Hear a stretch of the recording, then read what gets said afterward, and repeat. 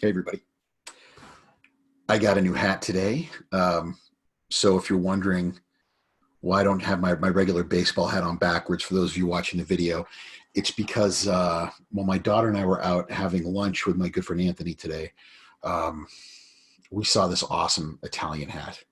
And if you're listening to the podcast and not watching the video, I highly suggest you check out my new headwear. Not so fashionable, but boys, it keep my ears warm. I am unfortunately one of those guys that hates turning on the heat. And I'm on the top floor of my place where I stay, so a lot of the heat rises. Most of the other folks that live here at Trade Geek Central and the other apartments are well into their 70s and 80s, so they keep their apartments what I would imagine is more of a tropical temperature, and that heat all rises up here. So partly to make my daughter laugh tonight, I was wearing this, and partly to keep my ears warm because I'm, as you all know, a middle-aged, pear-shaped, balding economist. So, also tonight, not beer, like when I had Hector on. I'm doing the old Dark and Stormies here in my favorite mug. Oh, God, Dark and Stormies. Talk about a sailor drink, huh? Ginger beer and bitters to keep your tum-tum happy. Yeah, so had a wonderful holiday, and looking forward to New Year.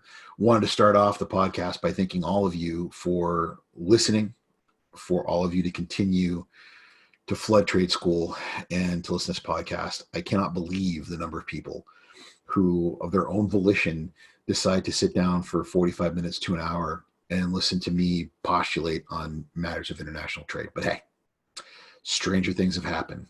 Tom Arnold is a celebrity, so if that can happen, anything can. I like every year to make predictions about where I think the world is going.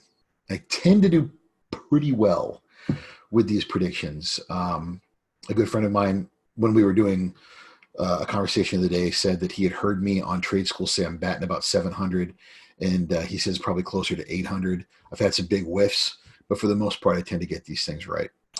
So I wanted to talk about a couple of those today.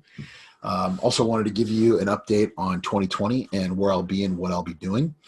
And put out there from the very beginning, we're going to start taking questions. So every week, if you have a question in particular that you would like to have answered on the podcast, you can hit me up at pete.mento@crow.com, CROWE. That's pete.mento@crow.com. If we use your question on the podcast, you will get a autographed poster with that fantastic cartoon that my friend Ed Smith, the cartoonist, did for me. And I don't know. I'll promise you when I see you, I'll buy you a cocktail, like I wasn't going to already, right? So please just send in your questions. So yeah, crazy year for all of us. I think many of us are happy to see 2020 end. But again, let's be real and rational here. We're kind of going into 2019 end, going into 2020 with a lot of the same stuff. There's only been limited resolution to many things that have been driving all of us nuts. So I guess we'll start with the obvious. You got your Chinese trade war with the U.S. and a phase one deal. We're all dancing in the streets with David Bowie and Mick Jagger, but let's be honest and realistic. I'm not quite sure if this was the outcome that we had all hoped for. Very limited in the amount of imports the Chinese have agreed to buy from us, exports. Very limited in what we're hearing regarding intellectual property rights. So did we really come to some sort of an agreement on this? I'm not sure that we did. There's good news in it. I think anytime that we hear that $50 billion worth of American agriculture is suddenly going to get bought, that's wonderful news. We're all quite happy about that. But at the same time, did we really get resolution on IP? I'm not sure that we did. And that was the whole point of this trade war. And I keep saying it over and over again. If this doesn't get resolved in a positive way, the trade war was for nothing. It was for absolutely nothing. My opinion in 2020 is that we will see the lingering effects of this trade war. Assuming that the president wins the re-election, it is likely that lists 1, 2, and 3 will stay in place. And they will stay in place until the Chinese follow through with their agreements and their commitments. I'm not sure that will be the case. We'll see. The fact that the list 4 tariffs did not go into place, I think, might embolden them to get a little cute. But we'll see. what goes on there. What will be in the next phase? Who knows? But you hear a lot of folks grousing that there's a chance that there could be the the structure for a U.S.-China free trade agreement. Wouldn't that be amazing? As well as a definitive tribunal, which everybody wanted, with regards to IP infractions, where people could bring their infractions to this tribunal and have it reviewed. For those of you who are not enjoying the video feed and are instead listening to the audio glory, which is the Trade Geek podcast, you're missing the fact that I have on my new hat. My daughter and I had lunch today with my friend Anthony, and I got this great new hat. It's pretty warm. You should all be incredibly jealous of the fact that you don't own a hat like this. And if you don't, you should get one. But this is my new Italy hat. I did become an Italian citizen last year. I have a passport and everything, so that's kind of cool. And my daughter will be becoming one soon, and we're going to take a trip to Italy at some point next year. So that's been a lot of fun. But it's a good segue to the fact that Europe and the U.S. have been having some real problems. We have an Airbus issue that hasn't been resolved. You have the addition of these technology taxes and the way that we hit France. And I can assure you that the next ones to be popped, Austria, Italy, and Turkey are looking to be more and more likely. So all of these retail duties are probably going to hit them next. Don't be shocked when it happens. And this trade war seems to be just as dug in, maybe even worse, as what we had with China. Now, here's what's crazy. As soon as anybody touches the third rail of automotive, this all goes sideways, but no one's even talking about it yet. So I see that in 2020, you're probably going to have all of the lists 1, 2, and 3 tariffs stay in place. I don't see a resolution to the U.S.-European issues. Possibly with the U.S. and France, who knows how they work that out. Tax policy is pretty crazy. But I think those two are going to continue to be an issue going into the year. So if you haven't made adjustments, if you haven't worked hard to come up with some way of managing your tariff burden in those areas, I suggest that you start looking into that quickly, because they're not probably going to go anytime soon. So many of our clients are looking at alternative places to produce goods. Fascinating, again, and wonderful news. It's always good to have a plan B, C, and D. And many of them are choosing not to leave. They're probably going to stay where they're manufacturing now, which is incredible. But we're all looking for certainty. So we're looking for countries that are unlikely going to get into a worse trade war. And speaking of uncertainty, the election has a lot to do with these questions. Will President Trump win again? And if he doesn't, would a Democratic president roll back what's going on with China? So here's what I'll say to those two things. Number one is, in my opinion, very unlikely that President Trump does not win re-election. So that's probably a really roundabout way of saying it. I'm pretty sure President Trump is going to win the election unless, I don't know. At this point, I can't imagine. Because if I were to say to you that another president had been in an election year, impeached by the Congress and it was going to the Senate, if I would have said about a lot of things that are happening right now, and we don't talk directly about politics, but it's just it's an incredible situation that with all the things that are going on around him, it's very unlikely he doesn't get reelected. How nuts is that? I talked to a good friend of mine 3 days ago, it was Christmas Eve, who's a consultant for the DNC, and he is pretty sure that Elizabeth Warren is going to be the nominee. And I don't know if I agree with him, but he's pretty sure it'll be Elizabeth Warren, and then who knows but it won't be someone else running, is what he said. That's just bad blood. I don't know. But I can't imagine that will be a good enough ticket to take this guy out. We'll see. Anyway, no matter who wins, I imagine that these tariffs will stay in place, because for those of you who keep forgetting, for the longest time, it was the left that was looking for some sort of inducement to slow trade down and to find ways to get us back on top and to get a more fair playing field. So they're kind of getting what they wanted all along. And then it's a Republican president who did it, and he is being applauded for it by the right, which doesn't seem normal, right? That was always the free trading kind of the side of things. So I don't see that going away either way. India and GSP will probably get resolved this year. I'm surprised it took this long. And for USMCA, dude, like out of nowhere, Congress decides they're all about it, which I'm, again, I mean, I've been drinking heavy for the past year, but not that heavy. So it's shocking to me that we're there. Aside from the compliance issues of $16 an hour manufacturing, there's not a whole lot else for you guys to know about this. If you're in the automotive industry, it is going to be an enormous pain in the ass trying to understand how much people got paid, being able to prove it. I'm not envious of that task. I have a feeling it could be a growth industry for consulting if this sticks in place. So we'll see where that goes. But I do believe that after the impeachment vote, true to their word, these guys will vote this thing in.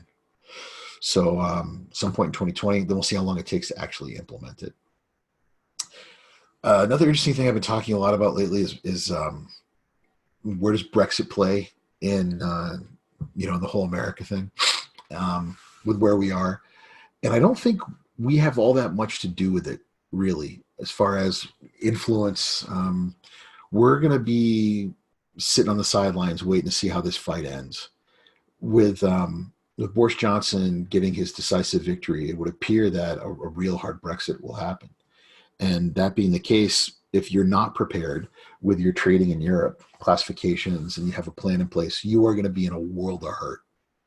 So if you remember, not that long ago, well, actually it kind of was now, but Dan the import man and I, when President Trump got elected, told all of you there's a good chance there's going to be some really nasty tariffs with regards to China. Get a plan.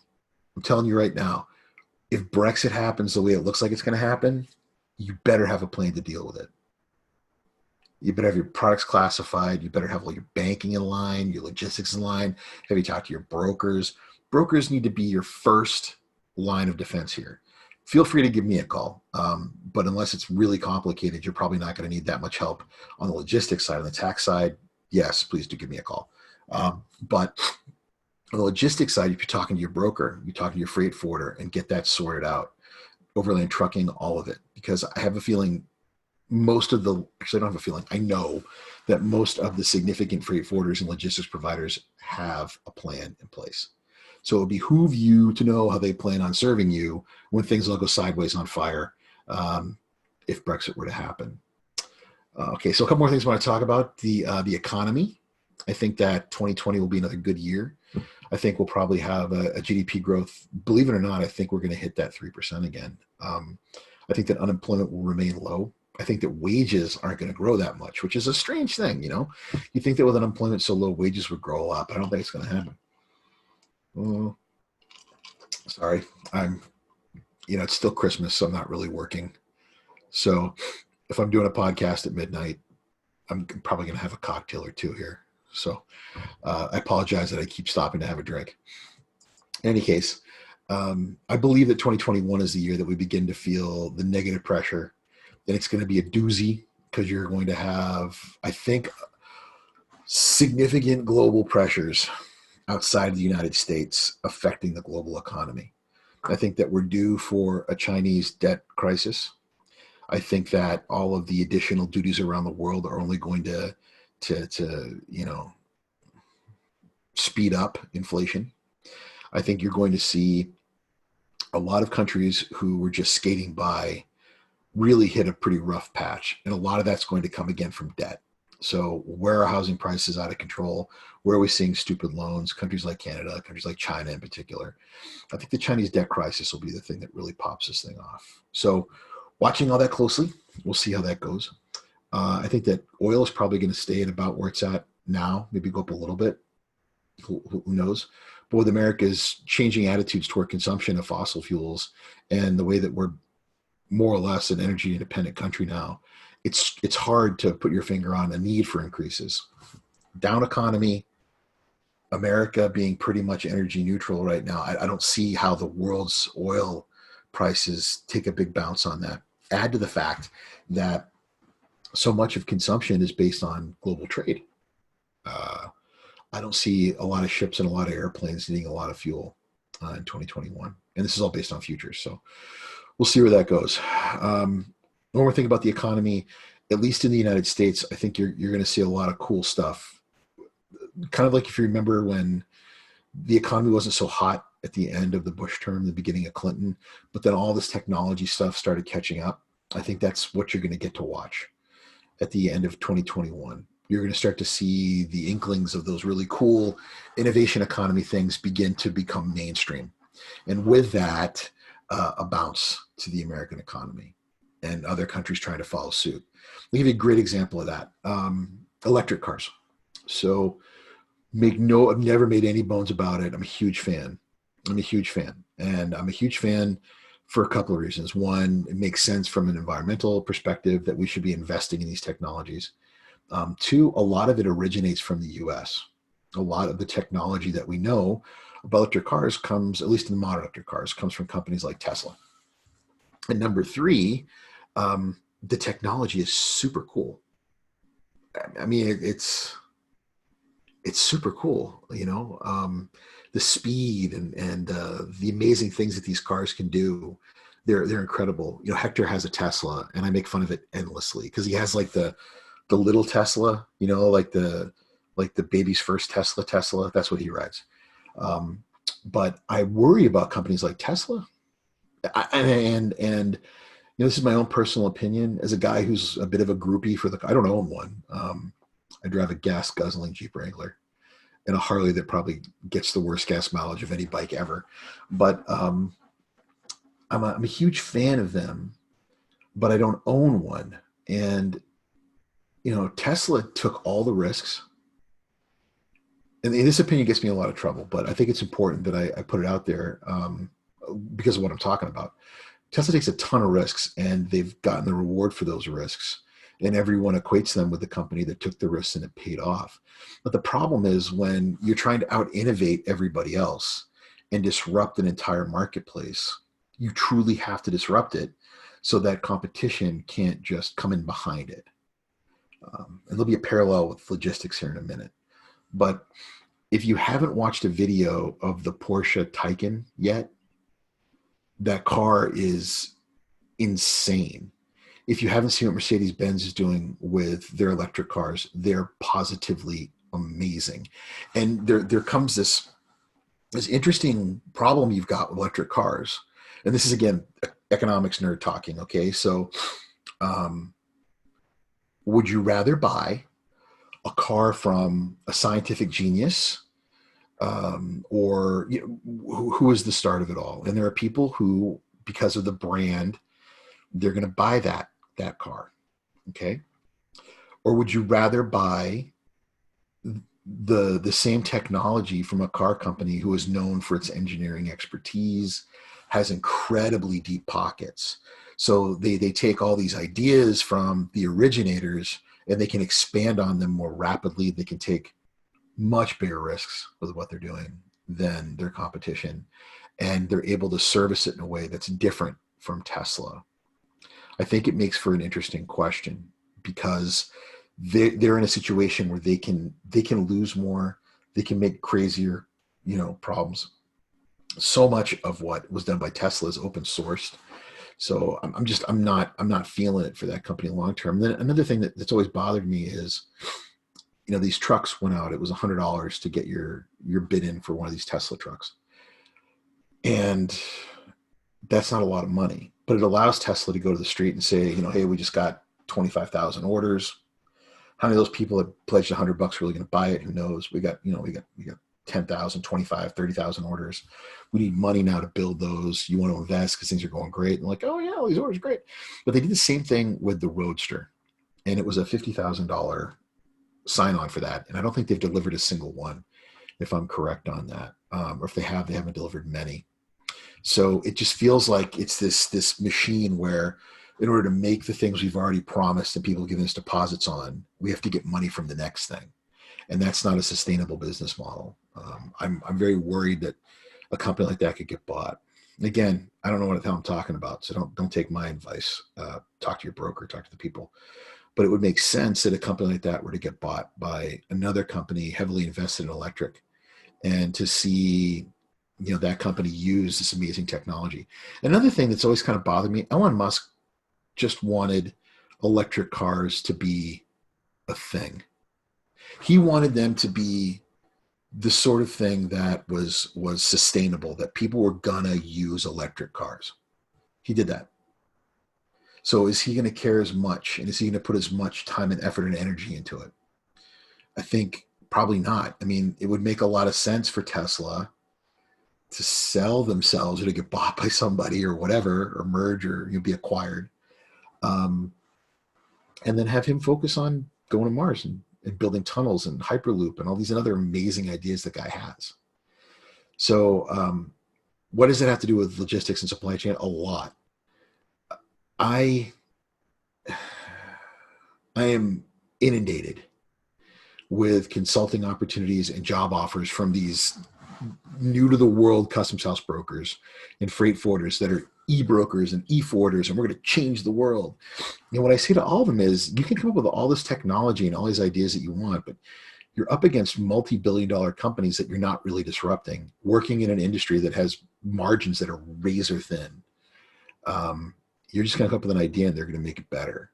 I think that it's the same thing. I think there's a lot of really cool innovators out there, but most of what they're doing is just, better self-promoted technology that's being done by other companies.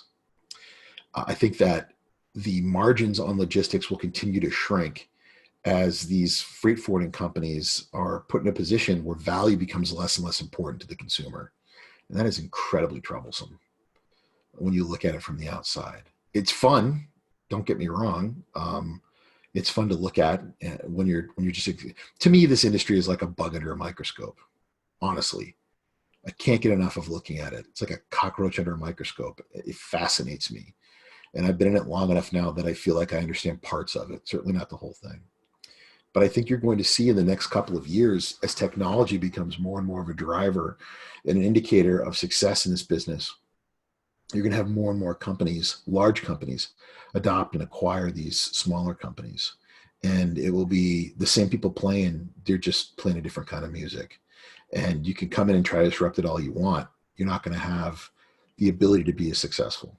So again, just one guy's opinion. Right. Last thing for the end of the year podcast, I'm going to be traveling a lot in the coming year, but here's the deal. So I'm going to be doing trade school every other week.